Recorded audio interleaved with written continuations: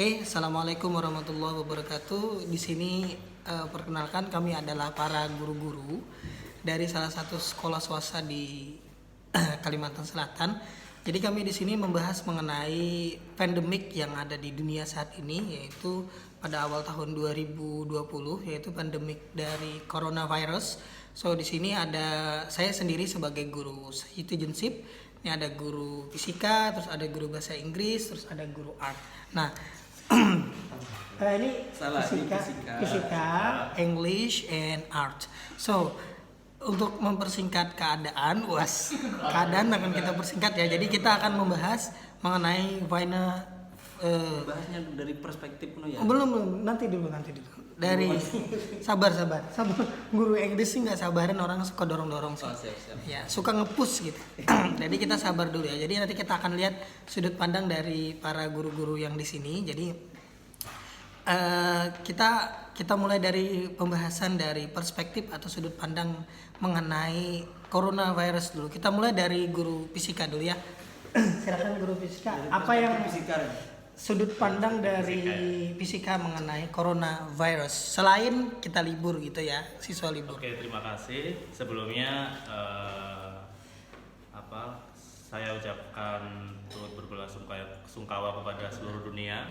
Semoga coronavirus ini dapat segera hilang dari muka bumi. Amin. Sebenarnya coronavirus ini kan diisukan datang dari Wuhan, Cina ya. Jadi memang dari sana mereka berasumsi bahwa coronavirus ini datang dari kelelawar. Gitu.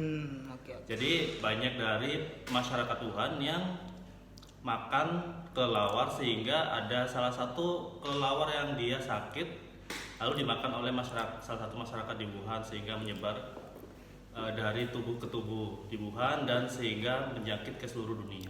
Oke, siap. Oke, thank you untuk guru fisika mengenai sudut pandangan mengenai virus.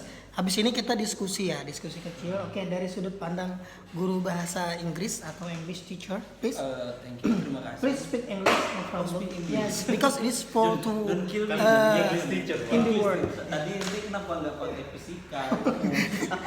Bentar, ini langsung berantem mereka bentar. Sabar. Pemirsa ya. Jadi pakai bahasa manusia saja, Pak. Bahasa manusia saja. Oke, siap. Tadi dia bahasa hewan tapi saya nggak boleh mengikuti Pak. Ini kan YouTube konten buat atas kesempatannya. Sekali lagi saya mau menekankan seperti yang dikatakan Pak Randy, turut berbes. Jangan sebut nama. Oh, ini Gustar sebenarnya guru seni nih Gustarnya. Oh iya, Gustarnya kita punya guru seni. Oh nanti kita dengarkan. Ya, Oke, saya aja ya. Ngikut aja. 2 menit ya. Adalah sungkawa juga kepada alam dunia ini bahwa sudah terjadi penyebaran virus corona dan tidak hanya dari yang katanya dimulai dari Cina dan menyebar ke seluruh dunia, termasuk di Indonesia. Dan saya sepakat seperti yang saya katakan tadi, berita yang kita dapatkan selama ini bahwa virus corona itu adalah berasal dari hewan, salah satunya adalah kelelawar. Dan terjadi penularan pertama itu adalah di Wuhan, Cina. Nah, dan saya menekankan sekali lagi bahwa dari berbagai sumber yang saya baca gitu, yang menyatakan bahwa virus corona itu berasal dari hewan kelelawar tadi. Mungkin sebenarnya saya sih agak skeptis juga. Skeptis itu apa, Pak? Skeptis itu bahasa manusia. Agak sedikit ragu. Oke, mempertanyakan. Ragu pemirsa ya. Ya, mempertanyakan apakah benar itu dari hewan. Oke. Cuman ada beberapa sumber juga yang mengatakan bahwa itu berhubung waktu saya hanya 30 detik, saya langsung persingkat. Pada intinya adalah saya mungkin meyakini bahwa mungkin ini memang berasal dari hewan yang bernama kelelawar yang menyebarkan virus itu kepada manusia. Oh iya, siap. Saya sepakat dengan. Oke. Silahkan kita ke Gues ini. Kita punya waktu 2 menit untuk membahas menurut sudut pandang art mengenai fenomena pandemik di dunia saat ini. Silahkan kepada teacher arts. Oke, terima kasih kepada MC. MC. Emang acara pernikahan. MC emang acara Moderator pernikahan. ya. Moderator. Emang seminar. Eskapator. Ini, Pak. Oke ya. Oke. Tadi sudah dibahas untuk perspektif masing-masing dari guru fisika dan juga guru bahasa Inggris. Yang paling utama adalah saya juga mengucapkan belasungkawa kepada seluruh warga Indonesia. Semoga kita bisa menghadapi bersama-sama virus corona ini ya. Karena ini virus kalau seandainya dia berbentuk manusia, udah saya pukulin dari kemarin. Ya. Sayangnya juga kelihatan ya. Ini baru masyarakat. Kalau virusnya kayak gini, Nggak boleh bully. Oke, siap. Oke, Terus sebenarnya sih saya juga kurang sepakat ya dengan adanya virus corona ini berasal dari hewan. Karena kalau singkat aja ya, karena kalau dari pandangan saya sendiri, ya. kalau seandainya virus itu berasal dari hewan, kita kan sering tuh yang namanya kita makan juga makan hewan ya, ayam, terus lagi makan ikan itu juga hewan. Nah, tapi kita nggak makan kelawar, itu aja bedanya. Tapi kan kita juga sering menemui binatang-binatang yang mempunyai Hewannya. kotoran gitu ya. Memang Nggak boleh saling bully maksudnya ya. hewan-hewan yang mempunyai bakteri yang memang bisa menimbulkan penyakit atau menimbulkan virus ya. Contohnya kelelawar tadi.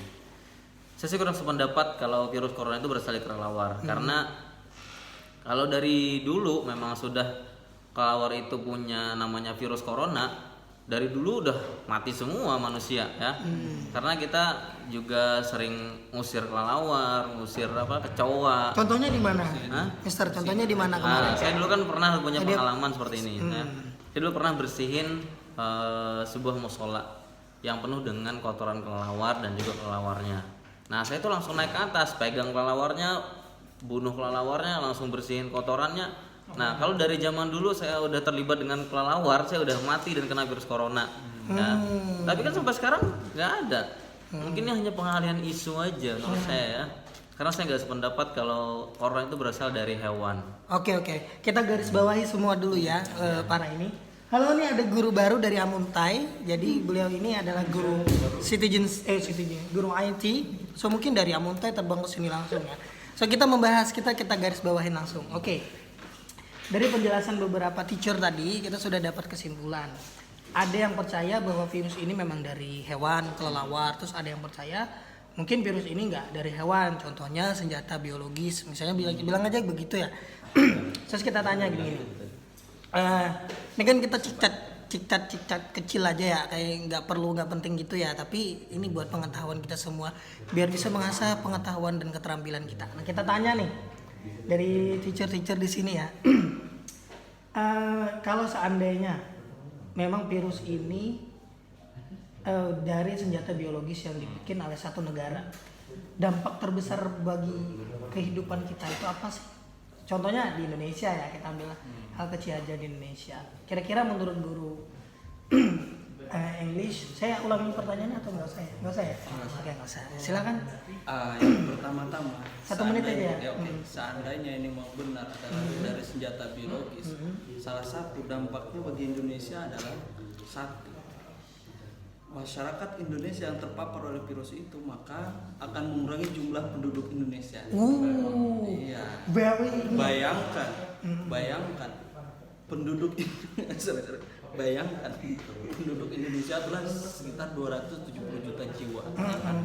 Kalau separuh saja hilang, sekitar berapa itu? Sekitar 1000.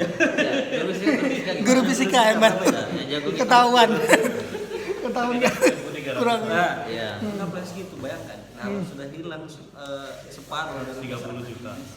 bagaimana nanti perekonomian Indonesia? Orang kaya yang mati, yang banyak duitnya akan mengurangi apa?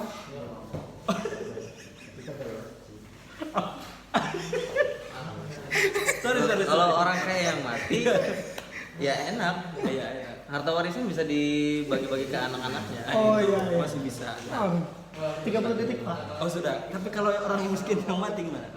Orang kaya yang lebih enak. Oh gitu gitu. Oke kita lihat Salah dari. satu sih faktor yang Oh. bisa saya lihat. Oke, berarti faktornya adalah kematian. Kan yang kita Kematian. garis bawahi. Kayak dari guru fisika dong. Ya, Kita lihat. mungkin senjata biologis ini sesuatu yang baru ya bagi peperangan di sebelum ini ya. Ah. Jadi karena memang senjata biologis ini belum diatur dalam peraturan perundang-undangan United Nations Wes. Bicara Apa? dan mungkin Bahasa apa? United Nation itu apa maksudnya? PBB.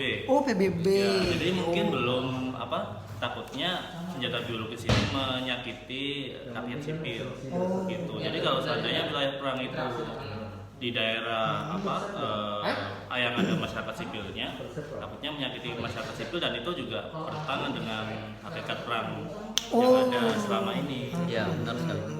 Oke. Oke, kita lihat guest star kita. Oke, terima kasih. Ya. Iya. Mr. English dan Mr. Fisika. Silakan guest star. 2 menit khusus guest star kita kasih 2 menit ya. Khusus yang Oke. biasa ya 1 menit. Silakan Ya, 2 saya menit. sangat suka dengan, saya sangat sependapat ya. Terserah saya dong. Guru fisika yang sampaikan tadi, yang dia sampaikan ya bahwa senjata biologis sekarang itu mungkin kan tidak pernah terpikir oleh semua manusia ya atau semua orang gitu. Karena kan zaman dulu memang kita kalau berperang pasti dengan senjata, bunuh-bunuhan. Nah, tapi karena zaman sekarang ini udah semakin maju, semakin modern dan teknologi juga semakin meningkat, ya, tanpa pernah kita terpikirkan sedikit pun bagaimana caranya kita mengalahkan atau mengalahkan sebuah negara misalnya ya. Nah, dengan cara apa? Yang tidak ada hukumnya tadi kan, dibilangin guru fisika tadi tidak ada hukumnya, yaitu dengan cara apa? Dengan senjata biologis tadi, tapi mematikan. Satu virus yang tidak bisa dilihat bisa mematikan ke semua orang, mematikan semua bidang, mematikan segala hal apapun yang terjadi aktivitas di dunia. Contohnya ya kalau kita aja lihat di perekonomian pasti akan menurun. Terus apa lagi?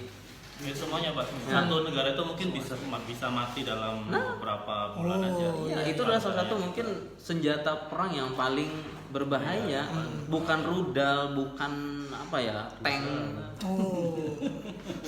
Oke, bukan militer yang secara umum ya. Kalau secara kasat mata sebuah negara menginvasi negara lain itu akan melanggar kedaulatan negara tersebut. Teacher English bisa bicara gitu ya, nggak percaya saya nih. Saya sudah Oke. belajar PKN. Citizenship saya sebenarnya menguasai, tapi saya nggak mau ngomong. Oke gini, jadi dari pembahasan kita kan kita habis ini kan briefing kan. Nah, tapi saya saja yang paling ikut briefing, mereka enggak lah. Oh enggak. Yang lain ikut juga kok. Nah, jadi kita bikin conclusion ya, penutup gitu dari cicat kita hari ini. Nanti kita next meeting kita akan cicat yang lain, apakah mengenai kinerja guru berkurang, apakah nanti kesulitan belajar siswa dan sebagainya. Oke. Jadi kita mulai conclusion atau penutup. Apa sebenarnya yang harus kita lakukan untuk bisa tetap bertahan mengenai dari dampak pandemik ini gitu. Pertanyaannya itu, kita mulai dari guru art dulu deh. Oke. Nah, 1 menit sebenarnya hikmah yang bisa kita ambil dari adanya virus ini sangatlah banyak ya. Terutama hal yang tidak pernah kita sadari sebelumnya, kita bisa menyadarkan diri kita bahwa kebersihan itu penting. Pertama. Nah, bahwa menjaga jarak itu juga penting ya. Asal jangan jaga jarak dengan pasangan aja. Oh iya. Jaga jarak dengan orang lain itu harus. Terus ya. harusnya kita jaga jarak dong ya? Iya, sebenarnya kita social distancing nih. Oh iya, social distancing kita nggak terlalu rapat kok. Tapi insya Allah kita sehat semua ya, amin. Amin ya Allah, Ya. tabarakallah. Jadi banyak sekali yang bisa kita ambil hikmahnya dari virus ini. Ya, nah dengan adanya ini kita bisa menjaga keluarga kita, menjaga pola kehidupan kita sehari-hari yang dulunya memang kita tidak pernah mempedulikan kebersihan, kita bisa peduli sekarang dengan yang namanya kebersihan. Ya, Siap. oke. Siap. Terima kasih. Tambahan lagi yang Teacher Art, kita fisika dulu, kita mulai Oke. ya. 1 menit saja nggak apa-apa. Mungkin coronavirus ini meskipun banyak dampak negatifnya, ada dampak positifnya tadi yang sudah disebutkan oleh guru seni, Pak Guru Seni. Jadi memang kita lebih banyak sendiri merenungkan apa sih hakikatnya kita gitu. Ketika kita self quarantine sendiri di rumah ya. Ya. Kemudian untuk menjaga kebersihan kayak mencuci tangan, mandi 2 kali sehari. Mungkin bagi teman-teman jarang sekali ya mandi 2 kali sehari. Apalagi Jangan sebut nama. Oh ya, guru siapa? Jadi- Guru IT ya. Untuk sekarang kesempatan kalian untuk membiasakan diri mandi 2 kali sehari, mencuci tangan, mencuci apa yang kotor, Hati. pikiran, Terus? atau kalau mulut-mulutnya kotor nggak bisa Iya. dicuci. Oke, maksudnya gosok gigi. Iya, gosok jangan gigi. jangan positif, jangan negatif thinking. Oke, terima kasih. Silakan guru English, terima 30 detik. Terima kasih. Oh, terus singkat ya. Oh, saya. 1 minute. 1 menit. Habis itu Terima saya. kasih. Seperti yang dua narasumber tadi bilang, ada sisi dari Pak Randy ada sisi positif dan sisi negatifnya. Kalau saya memandang, mungkin saya nambahkan sedikit ya dari sisi positifnya dari ketika terjadi wabah ini. Yang pertama adalah coba kamu lihat di kota-kota besar. Pada sebelum adanya virus corona itu terjadi banyak sekali polusi udara. Polusi Ya. udara. Nah sekarang saya ada membaca atau saya ada lihat foto tentang Jakarta. Dulu katanya Jakarta itu ketika sebelum virus corona itu menyebar, wah langit Jakarta itu nggak kelihatan, maksudnya awannya Ketutup sama debu, sama debu. polusi. Nah, sekarang ada foto-foto yang sekarang melihat wah seperti zaman Jakarta beberapa dekade yang lalu. Kelihatan sekali biru, langit kelihatan. Mungkin itu yang bisa saya tambahkan dari sisi positifnya. Thank you. Padahal masih banyak lagi Mas, ya. Oh, benar Ini masih yang banyak saya sih. tambah. Oke. Waktu kita udah singkat. Waktu kita karena terbatas juga, mungkin ini saja chat kita untuk hari ini, dan untuk kesimpulannya setiap ada sesuatu yang terjadi di dunia ini ada sisi positif dan ada sisi negatif. So tergantung kita sudut pandangan melihatnya dari mana. Nah, mudah-mudahan sudut pandang kita untuk melihat virus corona ini adalah melalui dari sudut pandang positif begitu. Walaupun banyak saudara sanak kita sanak saudara kita mengalami mengalami kerugian termasuk disebabkan oleh virus corona ini. Mungkin itu saja.